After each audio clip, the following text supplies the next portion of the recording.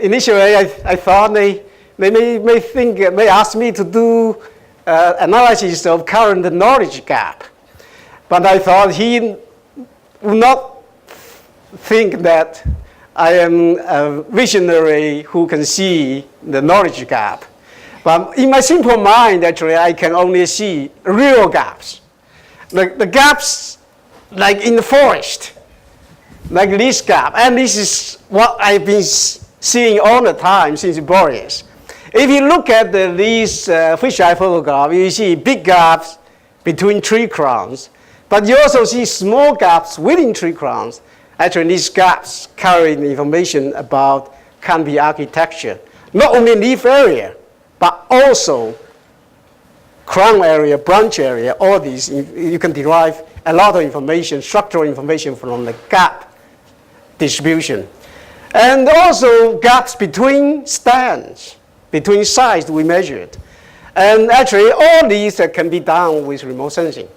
Of course, remote sensing, for the structural parameters, we do correlation using most of the information of the gaps within the canopy. But it can also do the gaps between the canopy using other remote sensing means. And for this, we can jointly use structural parameters and the biophysical traits. These. Just quickly, how we utilize the gaps in the canopy. This is an instrument that I developed during Boreas, at the beginning of the Boreas. My handmade, actually, using the Camel Scientific data logger and fast data logger. You take in a walk on a straight line, and you can experience these big gaps, like these big ones. Also, many on the small gaps. Then you do gap size distribution. And this is the largest gap, and going to many small gaps. And then you compare with theoretical gap size distribution, like what the Miller and Norman did. Would be this one. Then if it's random canopy, this is random. By the way, this is John Norman too.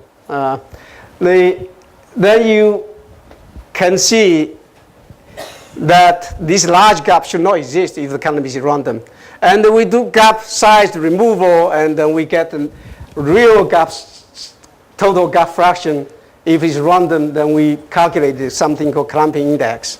So this is being published a lot of time already. So a long time, many people already know this. And using a lot of ground measurements of leaf area index and clamping index with remote sensing data, we developed algorithm to do global mapping of leaf area index. This is done recently in the China project. Chinese scientists use our algorithm to produce global LAI time series, 8 kilometers, for the last 30 years, more than 30 years now, from 81 now till 2015. And also we developed a global clamping index map using multi-angle remote sensing. And the first one was done in 2005, and this is done recently using the Modis BRDF product, thanks to the work by Alan Strader, Crystal Schaff, and these guys. And so they are co-authors of these. So using these both parameters, we did global mapping of GPP, and with consideration of the second structural parameter, clamping index.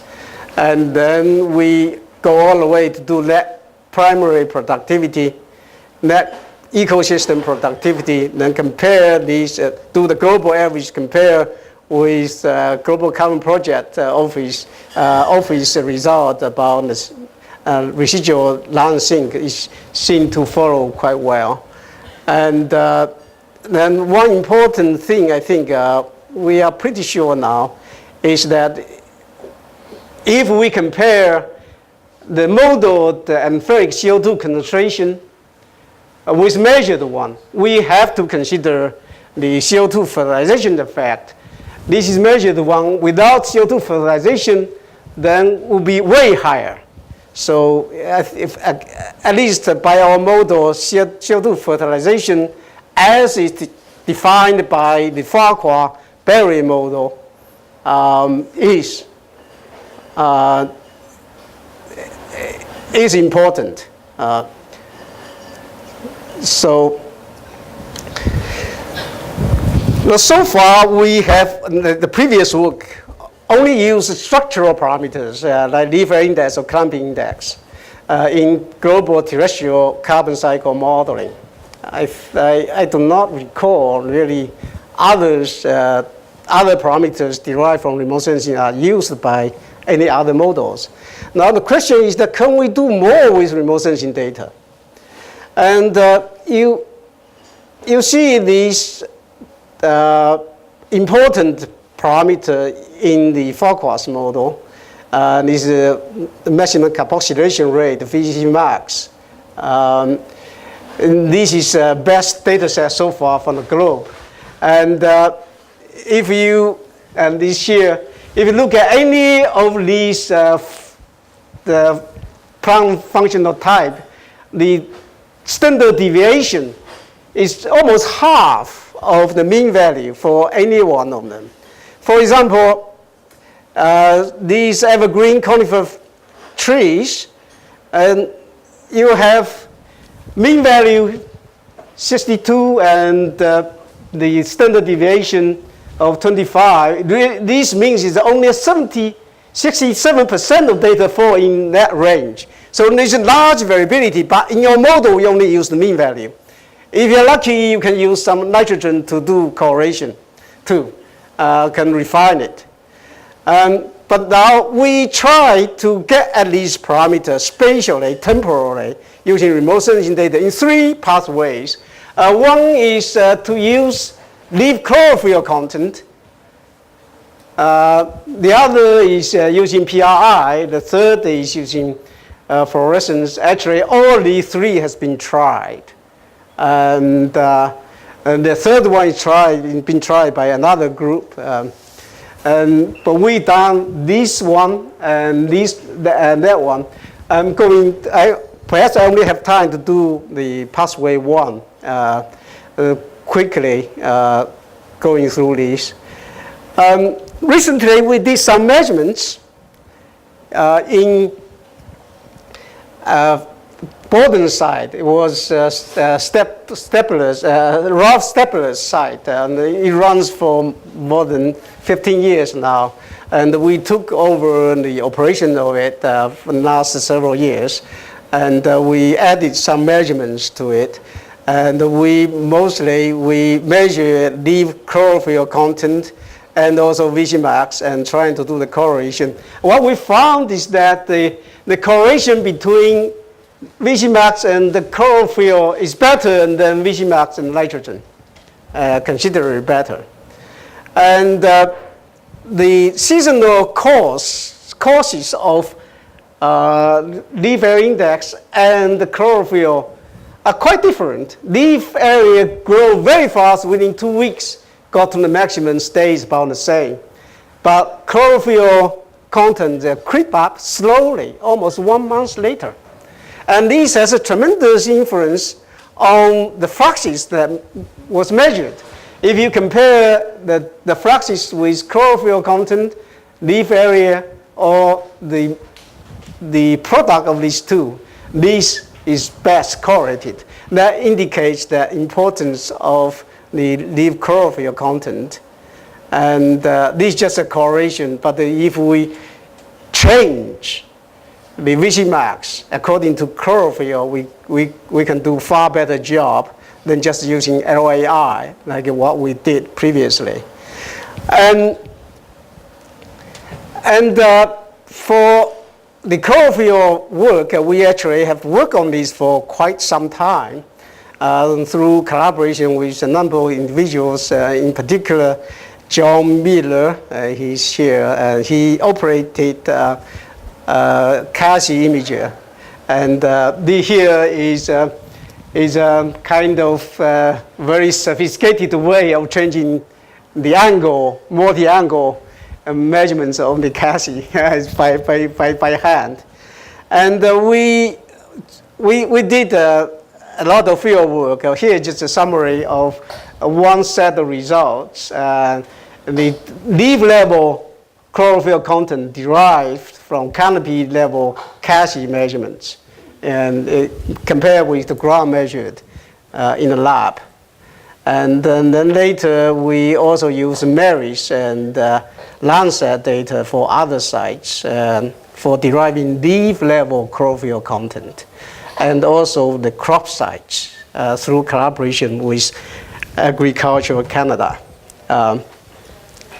And then with this, we actually developed something called the two-step inversion process. One step is from the canopy to sunlit leaves. And then the second step is the sunlit leaf spectrum to the leaf chlorophyll content. We boldly apply these to whole globe using Maris data. We could only do it in 1 year, large amount of data, 300-meter resolution every 7 days. And here is what it will look. These are the missing data, or not good enough data. And we have to do the capping curve, called locally adjusted cubic spline capping. And that was published a while ago, to do the smoothing. And after this, we get every 7 days of chlorophyll content. And these, we used ground data, about 120 sites, and here is the comparison. Then we produced chlorophyll animation of the globe. This is at leaf level. It's the canopy level for us is not useful for two-leaf type of modeling. And we don't believe big leaf model is any good. So we don't use canopy level chlorophyll content. But you can see there are still artifacts in these. And we need to do more than a year of the immersion to do this. Then we, according to the mean chlorophyll content for each cover type, and what's in the Carthage data set. And we produce this conversion curve from the chlorophyll to VC-max, and we produce the almost every 7 days VC-max of these. But this is still very preliminary because that conversion curve, we do not have much data. We searched literature many times over, only found one paper on the relationship between chlorophyll and VC-max, only for crops. So we really need more data to do this work. To sum up,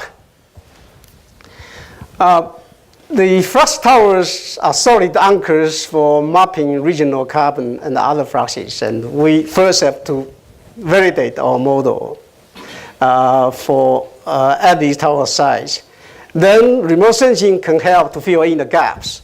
But these gaps actually now are beginning to be effectively filled using remote sensing technique, which are not only useful for mapping structural parameters, but also beginning to provide critical biological parameters directly related to the fluxes. And this is, I think, we are getting into another exciting time. Hopefully I can do some more work before I retire. Thank you all.